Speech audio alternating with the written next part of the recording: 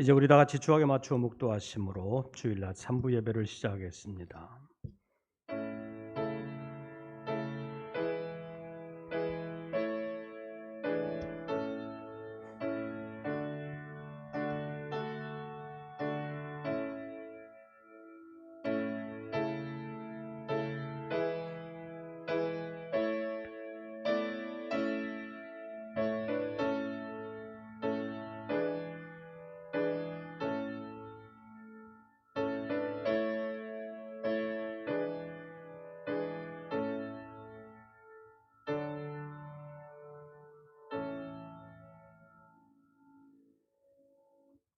여호와는 은혜로우시며 긍휼이 많으시며 노하기를 더디하시며 인자하심이 크시도다. 여호와께서는 모든 것을 선대하시며 거지하신 모든 것에 긍휼을 베푸시는도다. 하나님은 영이시니 예배하는 자가 영과 진리로 예배할지니라.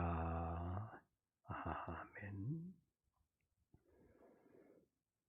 영원부터 영원까지 영으로 계시면서 육을 가진 인생들의 모든 것을 주관하시며 은혜와 긍휼을 베풀어 주시는 주님, 오늘도 저희들이 주의 이름으로 머리를 숙일 수 있도록 은혜 베풀어 주심을 감사합니다. 주님의 이름으로 산다고 하지만 허물과 죄로 얼룩진 삶을 살아오던 저희들이었사오나 하나님께서 저희들을 새롭게 하시고 다시 능하게 하시기 위하여 오늘도 예배의 자리로 인도하시오니 우리의 예배 가운데 임재하시고 우리의 모든 기도와 찬송과 언물을 연락하옵시고 말씀으로 찾아오사 저희들을 새롭게 하여 주시옵소서. 예배 가운데서 머리 숙인 모든 권속들의 심령을 어루만져 주사 상한 심령을 치료하시고 연약해진 육신을 다시 강하게 하시며 영과 육이 아울러 하나님께 영광 돌릴 수 있는 사람들로 굳건하게 세워 주시옵소서. 오늘의 예배를 통하여 하나님 역사하시고 영광 나타내어 주시기를 간절히 원하오며 우리 주 예수 그리스도의 이름으로 기원하옵나이다. 아멘. 찬송가 36장을 함께 부르시겠습니다.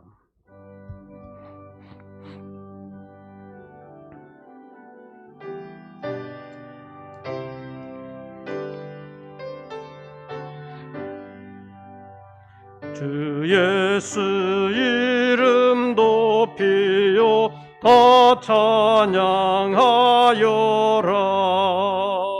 금별 유관을 들여서 만유의 주 찬양. 금별 유관을 들여서 만유의 주 찬양. 주 예수 당한 고난을 못 잊을 죄인아 내 귀한 도배 바쳐서 만유의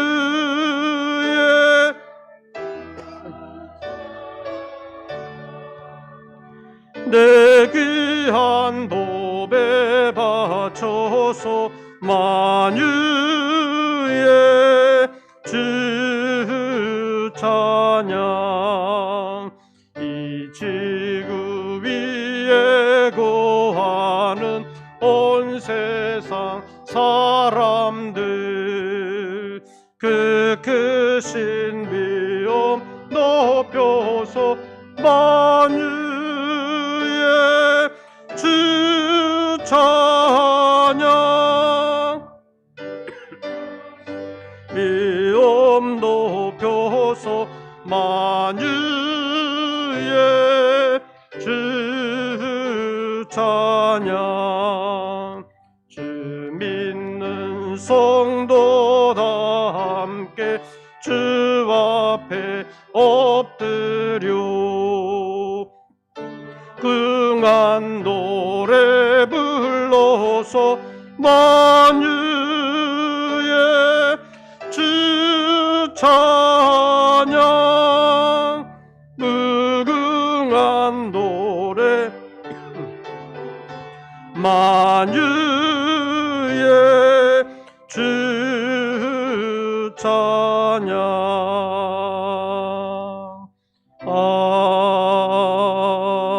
아멘. 오늘의 3부 예배를 위하여 이민우 장로님 기도하시겠습니다.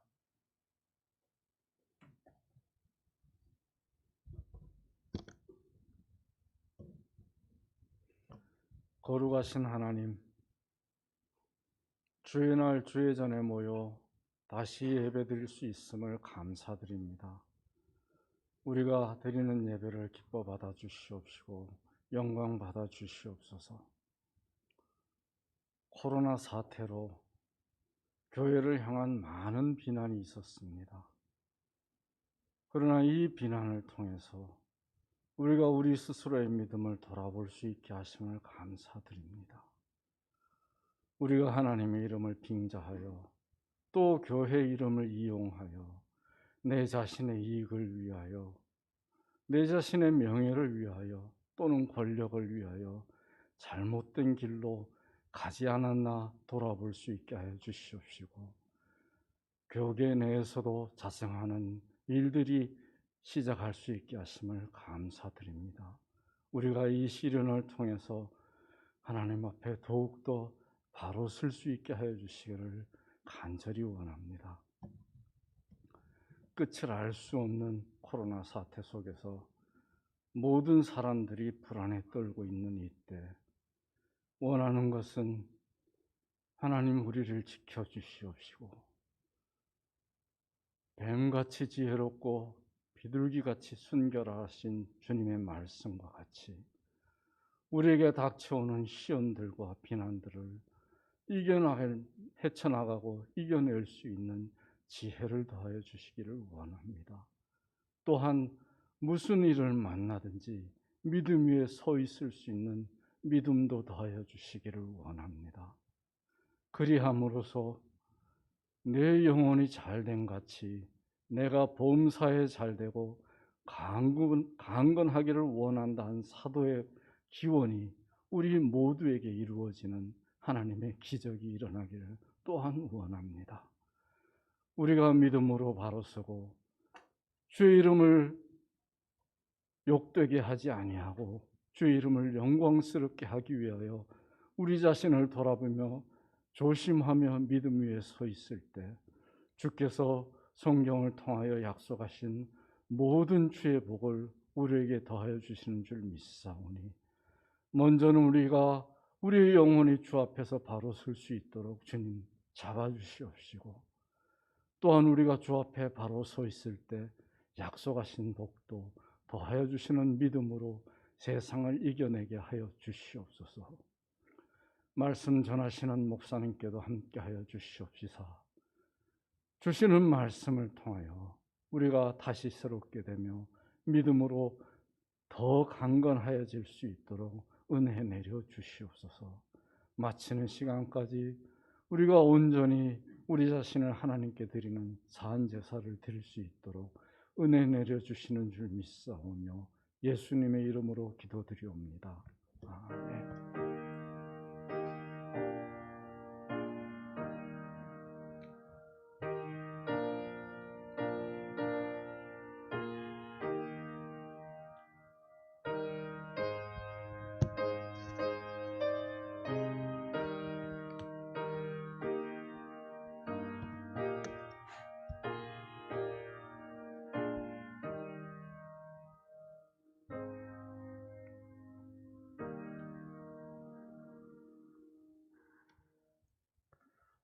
오늘 우리에게 주시는 하나님의 말씀을 찾습니다. 구약 성경 시편 제 119편입니다.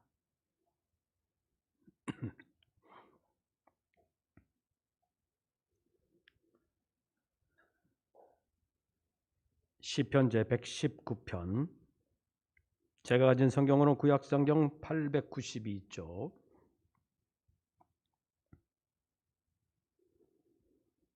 시편 119편 65절부터 72절까지의 말씀, 65절부터 72절까지의 말씀을 함께 교독하겠습니다. 시편 119편 65절 말씀을 제가 먼저 봉독합니다. 여호와여, 주의 말씀대로 주의 종을 선대하셨나이다.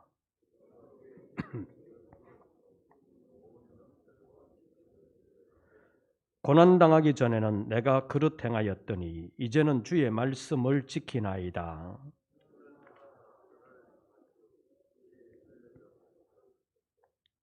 교만한 자들이 거짓을 지어 나를 치려하였사오나 나는 전심으로 주의 법도들을 지키리이다.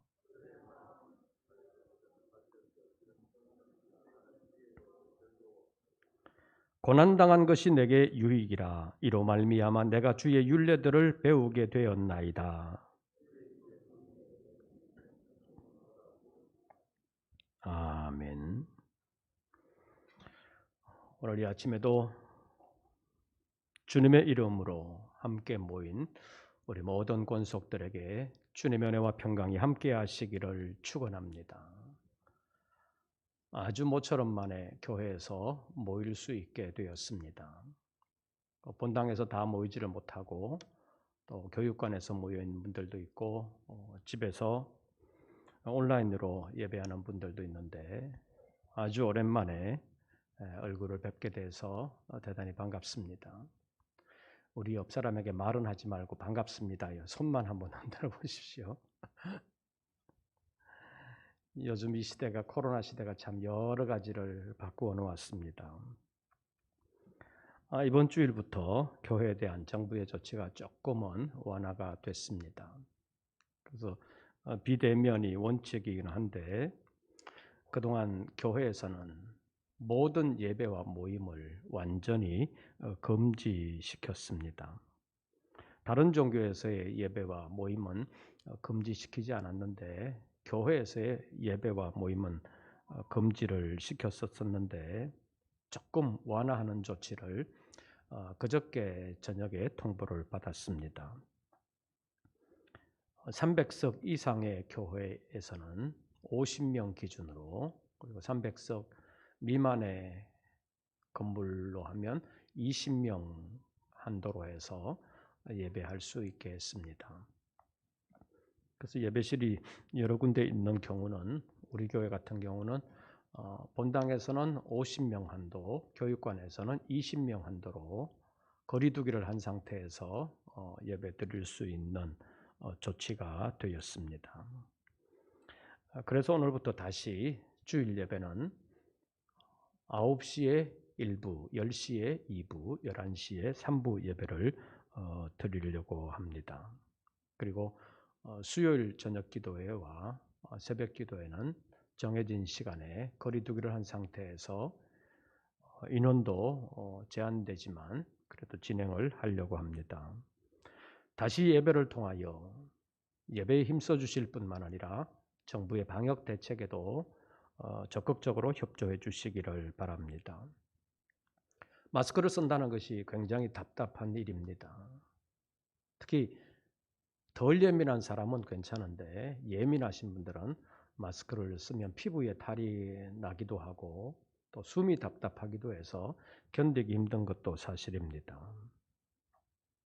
그래도 자신과 남을 위해서, 그리고 교회를 위해서 좀 성능이 보증된 마스크를 되도록이면 쓰시고 집에 도착하실 때까지 계속해서 마스크를 벗지 마시기를 바랍니다. 요즘 과학으로도 의학으로도 마스크 이상 더 이상 어떻게 할 수 있는 방법이 없기 때문에 꼭 마스크를 쓰라고, 그리고 되도록이면은 사람들이 많이 모이는 곳에는 가지 말라고 부탁하고 있는 것이 오늘날 과학과 의학의 현실이라고 말할 수 있습니다. 그래서 좀 답답하지만 그래도 이런 상태로라도 예배하면서 방역 대책을 잘 준수하면 또 이런 시기가 어려움을 견디는 시기일 뿐만 아니라 믿음의 훈련을 하는 기회도 될 줄로 압니다.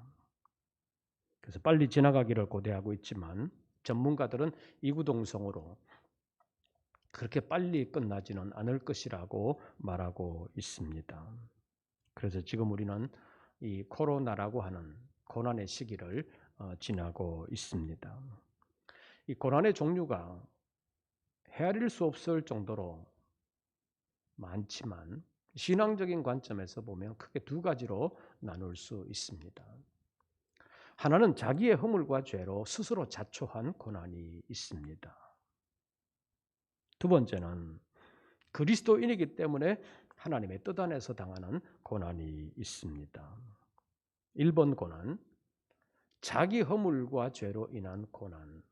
그것이 2번 고난보다 훨씬 더 많으면 밖에 사람들 사이에서 어떤 평가를 받느냐 하면 교회 다닌다고 말이나 말 것이지 왜 교회 다닌다는 사람이 생활이 저러냐 그런 핀잔을 받기도 하는 것입니다.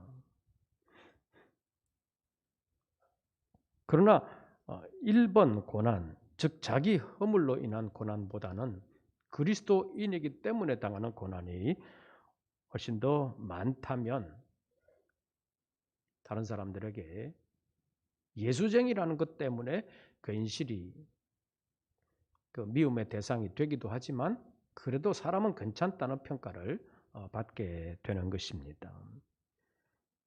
여러분은 어떤 사람이 되기를 원합니까?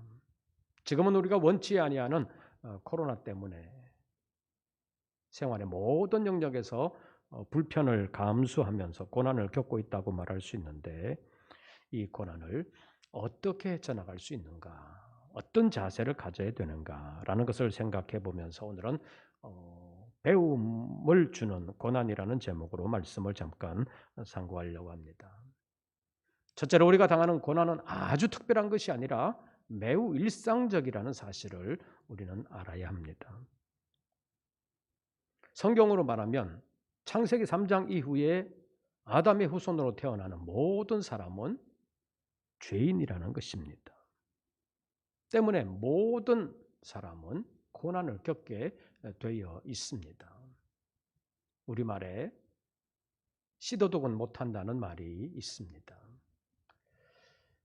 태어날 때는 잘 몰랐는데 자라면서 보니까 얼굴도 그렇고 성격도 그렇고 뭐 체질도 그렇고 여러 가지로 닮아가더라는 것입니다. 왜 그러느냐? 부모의 유전자를 타고났기 때문에 그렇게 된다는 것입니다. 그런데 아담 이후에 태어나는 모든 사람에게는 죄인의 DNA가 있다는 것입니다. 그래서 모든 사람이 죄인이기 때문에 죄인에게는 나름의 고난이 이미 결정되어 있습니다.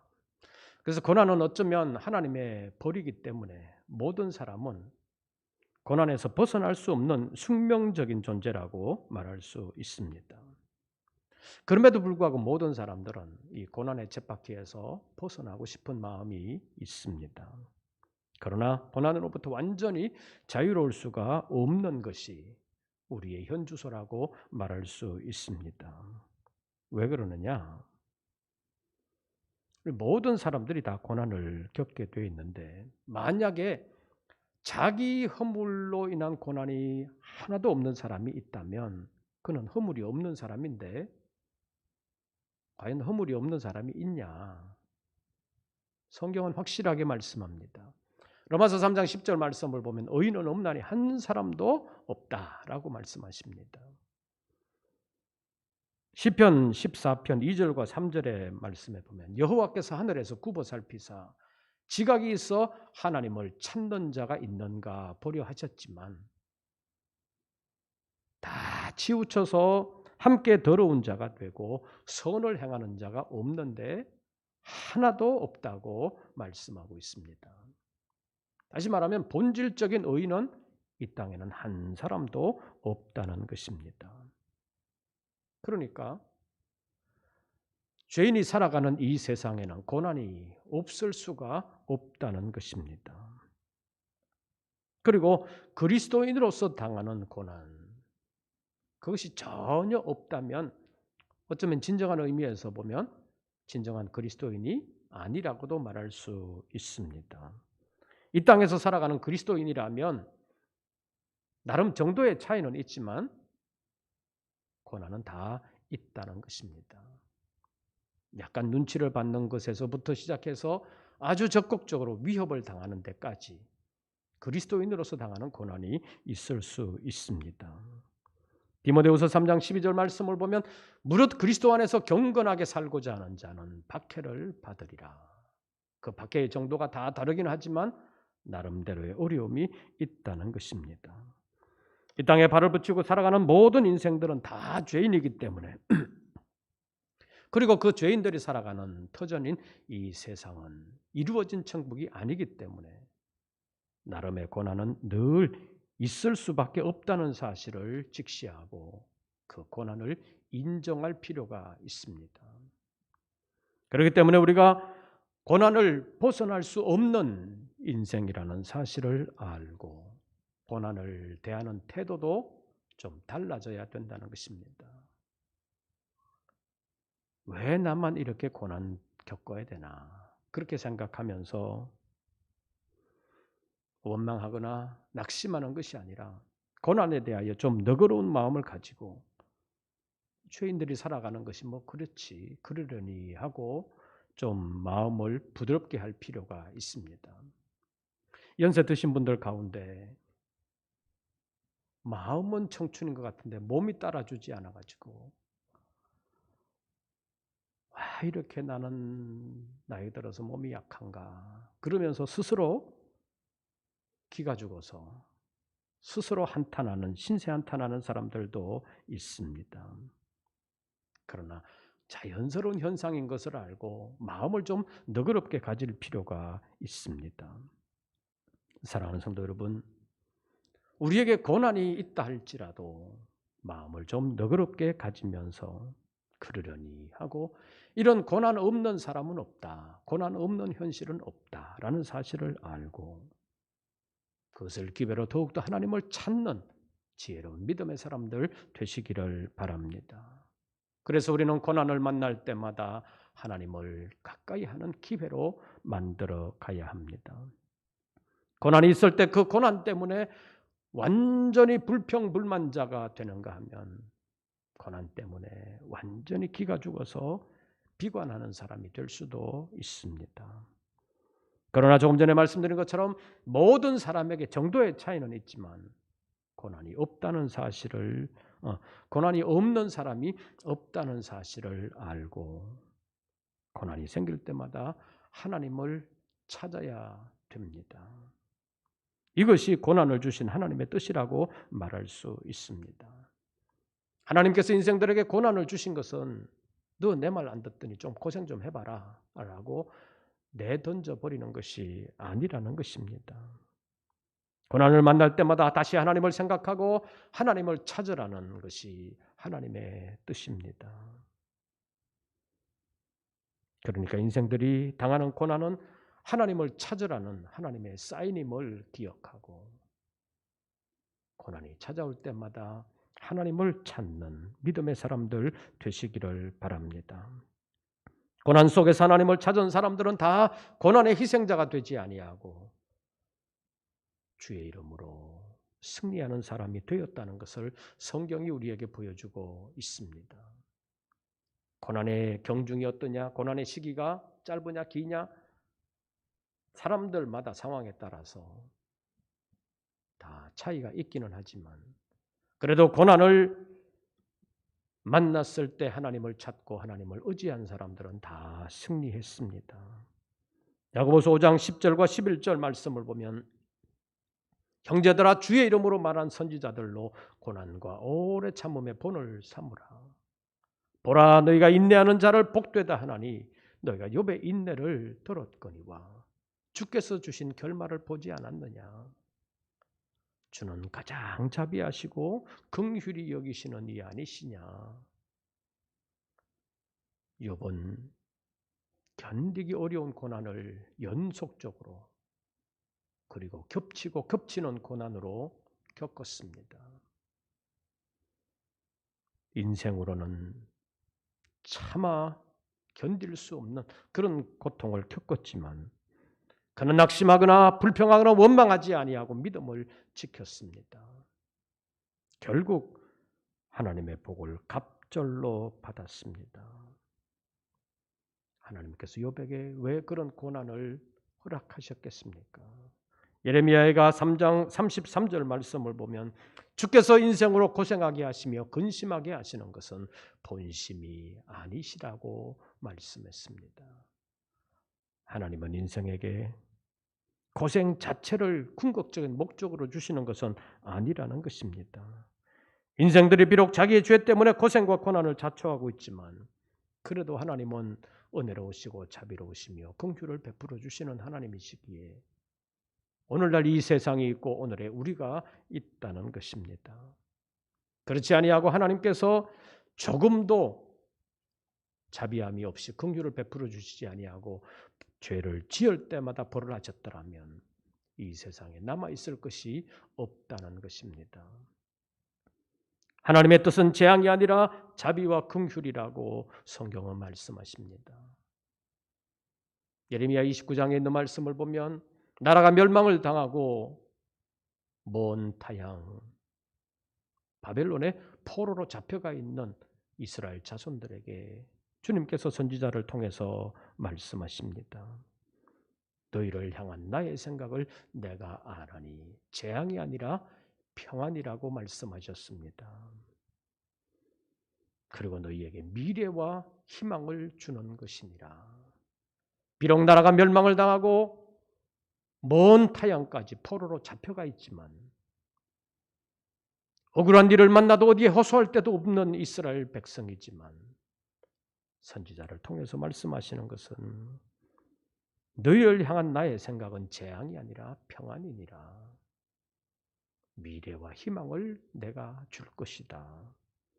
그러니까 내게 부르짖으며 내게 와서 기도하면 내가 너희의 기도를 들을 것이요 너희를 만나줄 것이다.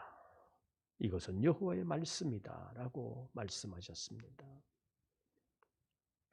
인간적으로 보면 희망이 보이지를 않습니다. 원수의 세력으로 완전히 포위됐습니다. 돌아갈 고향에도 나라도 멸망을 당했고 성전도 파괴되고 돌아갈 만한 형편도 안 됩니다. 그럼에도 불구하고 하나님을 찾고 하나님을 구하면 하나님께서 그 기도를 들으시고 만나 주시면서 응답해 주시겠다고 역사해 주시겠다고 말씀하셨습니다. 그래서 우리는 기억해야 합니다.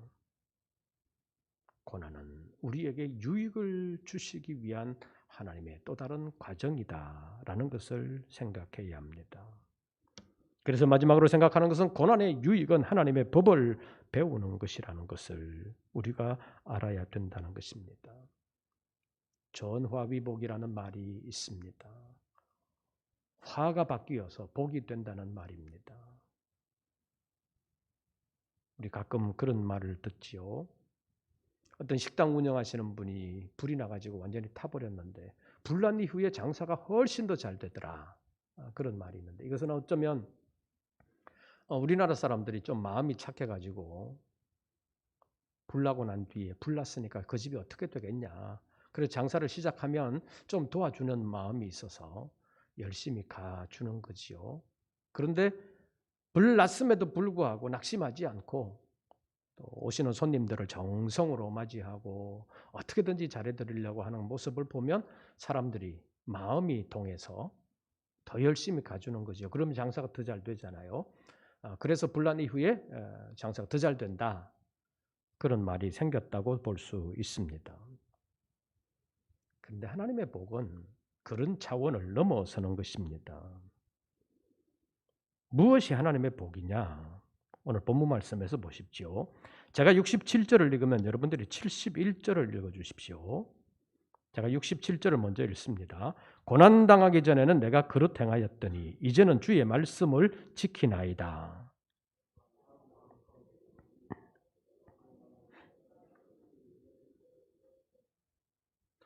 고난당하기 전에는 주님의 법을 몰랐는데 고난당한 이후에 주님의 법을 배우게 되었다. 그런 말을 하고 있습니다. 고난당하기 전엔 경제적으로 어려웠는데 고난당한 이후에 경제적으로 괜찮아졌다. 그게 복이다. 그렇게 말하는 것이 아니라 고난당하기 전에는 주의 법을 모르고 그릇 행하였었는데 고난당한 이후에 주님의 법을 배우게 되었습니다. 그러면서 72절 보십시오. 주의 입의 법이 내게는 무엇보다 좋으니이다. 천천 금원보다 좋으니이다. 요즘식으로 말하면 주님의 법을 가지게 되는 것이 로또 맞는 것보다 훨씬 더 낫다는 것입니다. 왜 그러느냐? 잠언 3장 14절 말씀을 보면 지혜를 얻는 것이 은을 얻는 것보다도 낫고 지혜를 얻는 유익이 정금보다 낫다. 그러니까 지혜는 금과 은을 얻는 것보다 훨씬 더 낫다. 이렇게 말하고 있고 잠언 3장 15절 말씀에 보면 지혜는 진주보다 나으니 이에 비교할 것이 없다. 지혜가 가장 좋다. 가장 복된 것이다라고 말하고 있는데 잠언 3장 18절에는 지혜는 그 얻은 자에게 생명나무라 이렇게 표현하고 있습니다. 창세기 3장에 있는 말씀을 보면 범죄한 인생들에게 생명나무에 나아가는 길이 막혔습니다. 죄를 지은 인생들이 죄를 지은 상태로 마음의 번민을 가지고 영생하는 것을 막으시기 위하여 하나님께서는 범죄한 인생들이 생명나무에 나아가지 못하도록 막으셨습니다. 지금도 막고 계십니다. 그런데 지혜를 얻는 자에게는 생명나무라고 말씀하십니다. 하나님의 지혜가 하나님의 법이 우리를 영생으로 인도한다는 것입니다. 하나님의 말씀은 살았을 뿐만 아니라 우리의 온 영과 혼과 몸을 찔러 쪼개기까지 하면서 우리를 영원한 삶으로 인도해 주신다고 말씀하는 것입니다. 죄로 인하여 막혔던 그것이 하나님의 말씀으로 인하여 다시 열리게 된다는 것입니다. 그러니까 세상에서 누리는 천천금원보다 하나님의 말씀이 훨씬 더 낫다는 것입니다. 세상 금은 보화가 우리를 영생으로 인도하지 못하지만 하나님의 말씀은 우리를 영생으로 인도합니다. 그래서 하나님의 말씀에 지혜를 얻는 것이 천천금원보다 낫다고 말합니다. 또 하나님의 말씀을 가지고 있을 때 우리가 여러 가지로 어려움을 만나도 그 말씀이 위로가 되고 능력이 되어 그것을 이겨내게 하는 것이 말씀의 유익이기 때문입니다. 시편 119편 50절 말씀을 보면 이 말씀은 나의 고난 중에 위로라. 이 말씀이 나를 살리셨습니다. 너무 힘들어서 아이고 이제는 못 살겠다. 그런 생각이 들 때도 말씀이 위로가 되고 말씀이 능력이 되어 그 어려운 고비들을 이겨냈다는 것을 이 시편 기자가 말하고 있습니다. 그래서 가장 어려운 순간에도 이 시편 기자는 말씀을 버리지 않았습니다. 말씀을 붙들었습니다. 말씀대로 살았습니다.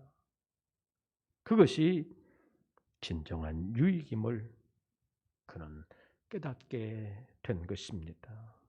그래서 고난당하기 전에는 내가 그릇 행하였더니 고난당한 후에 주님의 말씀을 배우게 되었습니다. 우리가 당하는 고난의 원인은 여러 가지가 있을 수 있습니다. 내가 잘못해서 당하는 고난이든 아니면 나의 잘못과 상관없는 고난이든 간에 그 고난을 당하면서 주님을 찾고 주님을 의지하면 고난은 우리를 새로운 하나님의 은혜의 자리로 인도해 주실 줄로 믿습니다. 고난의 유익은 다른 경제적인 어떤 것보다도 주님의 말씀을 배우는 것입니다. 주님의 말씀이 우리의 구체적인 삶의 현장에서 위로가 되고 능력이 되어 우리를 생명나무로 인도하여 영원한 생명과 영원한 복락의 나라로 인도해 주실 줄로 믿습니다. 힘들고 어려워도 낙심하지 아니하고 더욱더 주님께 나아가면서 고난 가운데서 주님의 법을 배움으로 고난을 아름답게 이겨나가는 지혜로운 믿음의 사람들 되시기를 주의 이름으로 축원합니다. 기도하겠습니다. 어렵습니다. 그러나 이겨내게 하시기 위하여 은총을 베풀어 주시기 위하여 우리를 불러주시는 줄로 믿습니다. 오랫동안 교회에서 모이지 못했으나 주님을 사모하며 모이기를 사모하는 믿음의 권속들이 오늘도 주님의 전을 찾게 하심을 감사합니다. 여러 가지 어려운 여건이 우리를 방해하고 있사오나 주님을 더욱더 사모하게 하시고 주님께 나오는 마음을 주님께서 기쁘게 받아주시어서 우리 모든 권속들을 늘 지켜주시옵소서. 세상을 두려워하지 아니하고 말씀을 배우고 지혜롭게 잘 살아갈 수 있도록 우리 모든 권속들에게 새로운 소망과 힘을 더하여 주시옵소서. 예수님의 이름으로 기도하옵나이다. 아멘. 광고 말씀을 드리겠습니다. 아까 말씀드린 대로 이번 주일부터 예배에 대한 완화 조치가 있어서 이번 주일부터 주일 오전 예배와 수요일 그리고 새벽 기도회를 재개합니다. 그리고 가정 예배를 드릴 수 있도록 가정 예배 안과 함께 5분 말씀 정도로 5분 정도로 제가 말씀을 전하는 영상을 한 주일에 한 개씩 보내드리게 되겠습니다. 여러 가지로 모이기를 힘든 때지만 이것을 기회로 해서 더욱더 하나님을 찾는 우리 모든 권속들 되시기를 바랍니다. 그리고 내일과 모레 교된 총회가 있습니다. 내일은 전국 38개 교회에서 나누어서 50명 이하씩 모여서 1,500명이 온라인 총회를 하게 되어 있습니다. 그리고 모레는 각 부서 모임을 또 나누어서 하게 되는데 처음으로 우리나라 역사 처음으로 온라인 총회를 우리 교단에서 시작하게 됐습니다. 여러 가지 어려움이 있지만 이것을 기회로 해서 하나님께 더 겸손히 나아가는 교단이 될 수 있도록 여러분들 기도해 주시기를 바라고, 상황이 안 풀리면 우리 노회도 한 군데 모이지를 못하고 이렇게 모여야 되는 그런 상황이 될 수도 있는데 여러분들 기도해 주시기를 바랍니다. 그리고 교회에서 다시 모이지만 방역대책 주보에도 기록되어 있는 것처럼 여러분들이 잘 준수해 주시기를 바라고 어려움이 없도록 협력해 주시기를 바랍니다. 우리 찬송가 341장 부르시면서 준비하신 예물 드리겠습니다.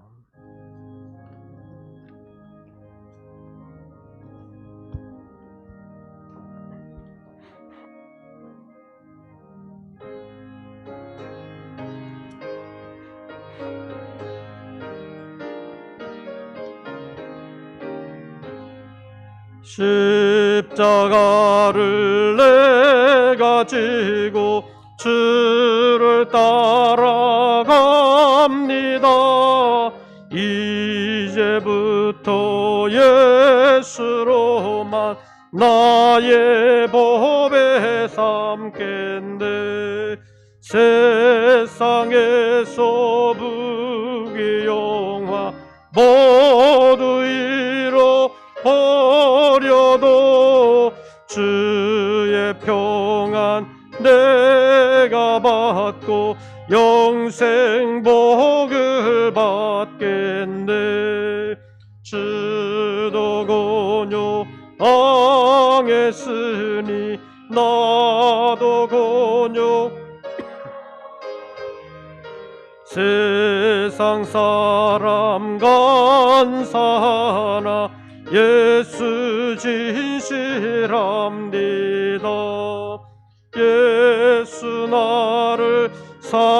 사랑하사 빛난 얼굴 보이면 원수들이 미워해도 염려할 것 없겠네. 내가 핍박당할 때에 주의 품에 안기고 세상 고초 당할수록 많은 위로 받겠네. 주가 주신 기쁨 외에 기뻐할 것 무엇냐. 주가 나를 사랑하니 기뻐할 것뿐일세.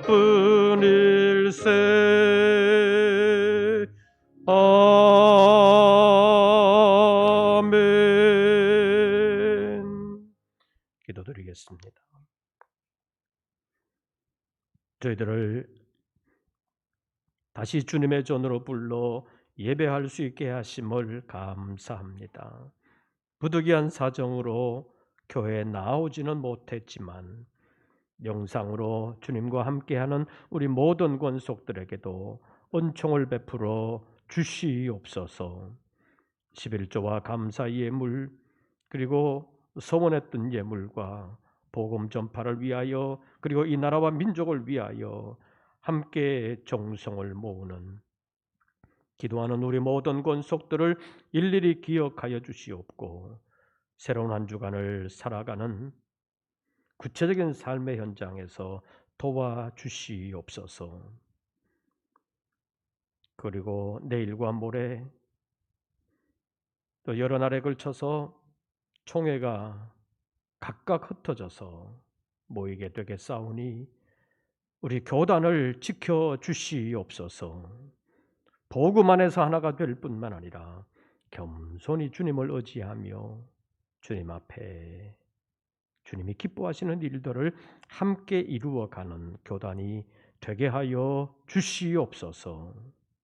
특별히 우리 모든 믿음의 권속들 일일이 기억하여 주시되 이 어려운 고비를 잘 견디게 하시고 이겨내게 하시며 하나님께 훈련되고 연단되어 더 귀하게 쓰임받는 우리 모든 권속들 되게 하여 주시옵소서.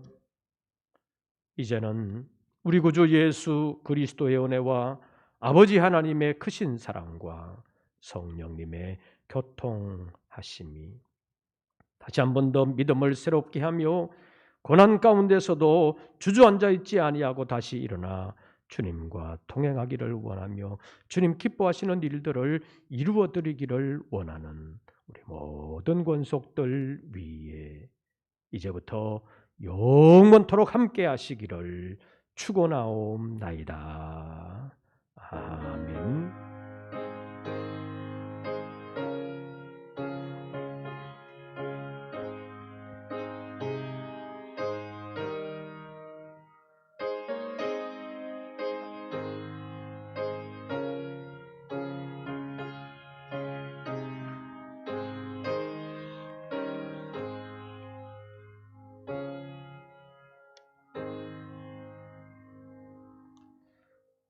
새로운 한 주간 주 안에서 평안하시고 승리하시기를 빕니다. 이것으로서 3부 예배를 모두 마치겠습니다.